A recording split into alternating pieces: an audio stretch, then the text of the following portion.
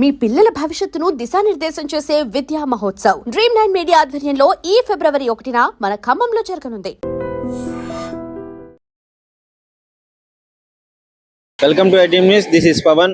Breaking news చూస్తున్నారు. చిత్తూరులో అయితే ఘోర రోడ్డు ప్రమాదం జరిగింది. అటుగా వెళ్తున్న స్కూల్ వ్యాన్ ని వెనక నుంచి వచ్చిన లారీ ఢీకొట్టడంతో పిల్లలకు తీవ్ర గాయాలయ్యాయి. ఒక విద్యార్థి నాలుక కూడా తెగిపడడం జరిగింది.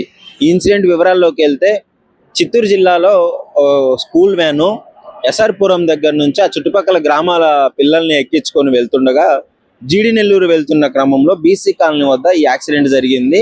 అటుగా వెళ్తున్న స్కూల్ వ్యాన్ ని వెనక నుంచి వచ్చి ఒక లారీ ఢీకొట్టడం జరిగింది. లారీ ఢీకొట్టగానే అందులో ఉన్న బస్సులో ఉన్న పిల్లలకి తీవ్ర గాయాలయ్యాయి. ఆ ఇన్సిడెంట్ ఎంత ఇంపాక్ట్ చూపించిందో మీకు చూస్తే అర్థమవుతుంది. పిల్లాడి నాలుక తెగిపడింది అంటే ఎంత పెద్ద ప్రమాదం జరిగిందో మీకు అర్థమయ్యే ఉంటుంది. ఒక చిన్న పిల్లాడు పాపం ఏం తెలీదు, స్కూల్కి వెళ్తున్నాడు. మార్నింగ్ టైంలో ఈ యాక్సిడెంట్ జరిగింది. సో వెంటనే అక్కడ చుట్టుపక్కల ఉన్న వాళ్ళందరూ ఆసుపత్రికి దగ్గరలో ఉన్న స్థానిక ఆసుపత్రికి అయితే తరలించడం జరిగింది. దానికి సంబంధించిన విజువల్స్ కూడా మీకు క్లియర్ గా కనిపిస్తున్నాయి. హాస్పిటల్కి తరలించిన తర్వాత అసలు ఏంటి ఈ మధ్య కాలంలో రీసెంట్ గా స్కూల్ వ్యాన్స్ కానీ పిల్లలకు కానీ ఎక్కువగా యాక్సిడెంట్లు, పిల్లలనే కాదు నార్మల్ గా యాక్సిడెంట్లు ఎక్కువ తీవ్ర స్థాయిలో జరగడం జరుగుతుంది. గత సంవత్సరంతో పోలిస్తే ఈ సంవత్సరం ఇంకా ఎక్కువగా జరుగుతున్నాయి. అంటే ఇయర్ స్టార్టింగ్ నుంచే ఈ విధంగా ఉంటే ఏంటి పరిస్థితి, ఎవరి మిస్టేక్ అని అసలు ఎక్కడ చూసినా ఇదే పరిస్థితులు. ఆ లారీ డ్రైవరు ఏంటి నార్మల్ గా ఉన్నాడా, ఆయన మత్తులో ఉన్నారా, పొద్దున ఏంటి ప్రాపర్ గా అసలు ఆయన ఉన్నాడా, కండిషన్ లో ఉన్నాడా లేదా అనేది తెలీదు. వెనక నుంచి వచ్చి గుద్దాడు అంటే మరి ఆయన ఏ స్పీడ్ లో ఉన్నాడు, వెళ్లాల్సిన స్పీడ్ కంటే ఇంకా ఎక్కువగా వెళ్తున్నాడా, ఇవన్నీ పరిగణలోకి తీసుకోవాలి. పోలీసు వాళ్ళు విచారించడం జరుగుతుంది. అంటే ఎలా ఉన్నా ఇలాంటి వాళ్ళకి శిక్షలు అధికంగా పడితేనే, ఇప్పుడు ఒక యాక్సిడెంట్ జరిగినప్పుడు అతనికి ఏదో నామకే వాస్తా ఆ విధంగా పిలిపించి ఇంట్రాగేషన్ చేపించి దానికి సంబంధించింది ఏదో మాట్లాడి పంపించడం కాకుండా వాళ్ళ వెనకాల ఉన్న ప్రతినిధులు కూడా ముందుకు రావడం జరుగుతుంది.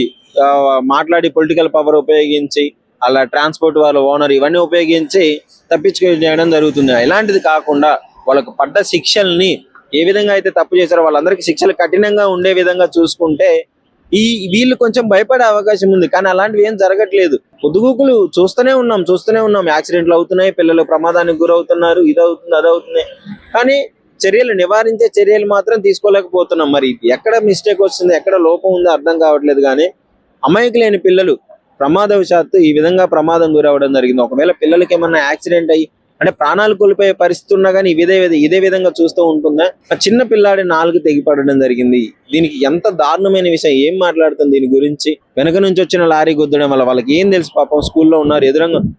ఎదురుగా వెళ్లే వెహికల్ ని వెనక నుంచి వచ్చి అంత దారుణంగా ఢీకొట్టడం అంట ఏ స్పీడ్ లో ఉన్నాడు అనేది అర్థం చేసుకోవాలి. దీనికి సంబంధించి అధికారులు కూడా చర్యలు తీసుకొని విచారిస్తూ ఆ డ్రైవర్ కి అంటే ఆ తప్పు ఎవరిదో, డ్రైవర్ దానే కదా అసలు తప్పు ఎవరిదో వాళ్ళకి తగ్గ శిక్షలు పడితే గానీ ఇంకా చాలా మంది మారే అవకాశం ఉంటుందని చెప్పి చూసుకుంటున్నాము.